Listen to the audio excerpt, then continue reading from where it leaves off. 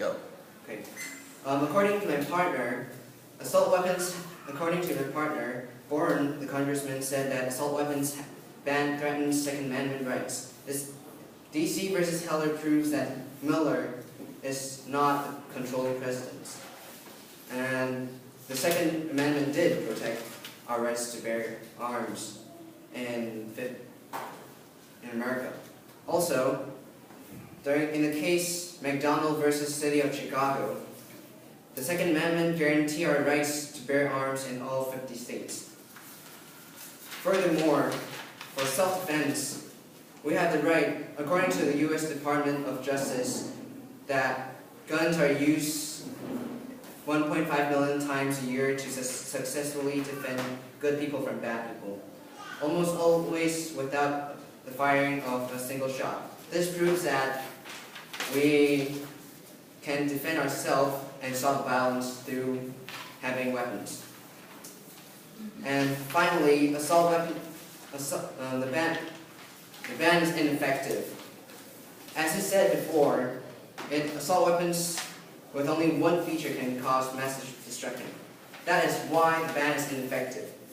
But the ban only prohibits assault weapons with only two features, all two features. However, gun companies can produce guns with only one feature that could also cause mass destruction.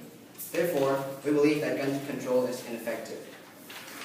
And to your argument that the Second Amendment is not lawful on assault weapons, as we said before, in the case of DC versus Heller, it did protect our right to bear assault weapons.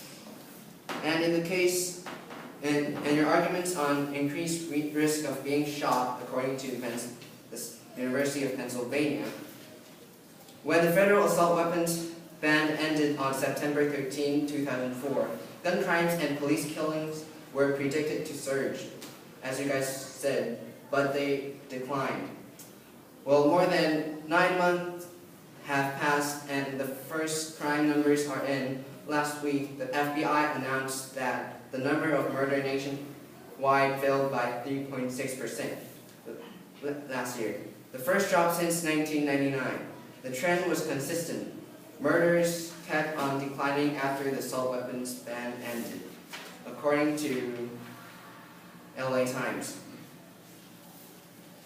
And your argument against terrorism that they won't, if we have the gun control, terrorists may not have assault weapons.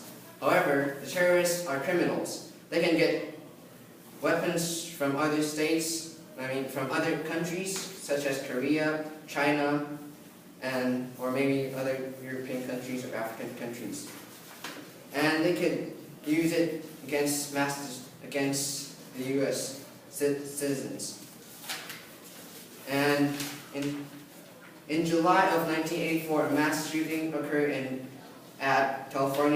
one McDonald's at California, where 21 people were murdered by an armed lone gunman. None of these madmen's victims were armed and able to defend themselves. Comparing this with a similar event that took place in Jerusalem just a few weeks before, but the drastically different result. These terrorists armed with machine guns began shooting into a crowded market. The terrorists managed to kill one victim, but before they could continue their massacre, they were fired upon and stopped by armed Israeli civilians. Crossfire.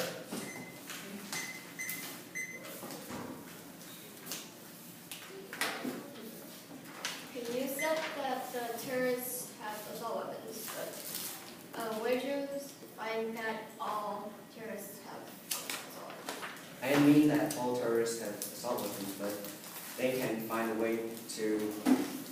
Some of them have assault weapons, and once they have assault weapons, the magnitude is big and might cause mass destruction. And you're saying that if we have gun control, terrorists might not have assault weapons.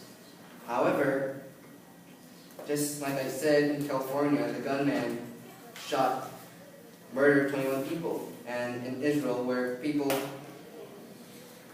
And that's during the gun control. You mean, so it didn't seem to decrease terrorism, the gun control. So how do you explain that? If you say that gun control does decrease terrorism. Well, it says in a packet. It says that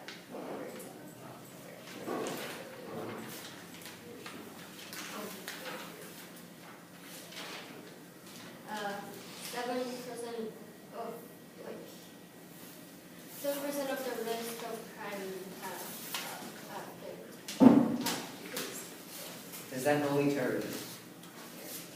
Well, Is it? for like other people too.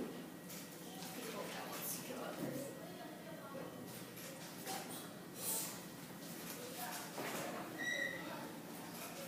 Your question?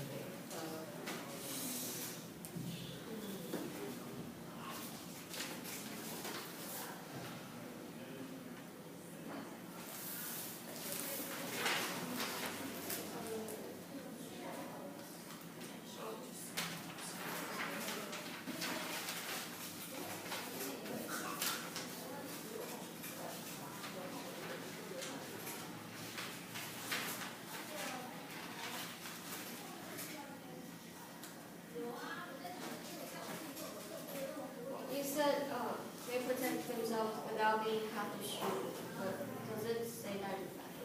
Yeah. Where? It says that 1.5, almost in 1.5 million times a year in self-defense, almost always without firing a shot, according to the U.S. Department of Justice. But it says almost always. Yeah, which means around 90%.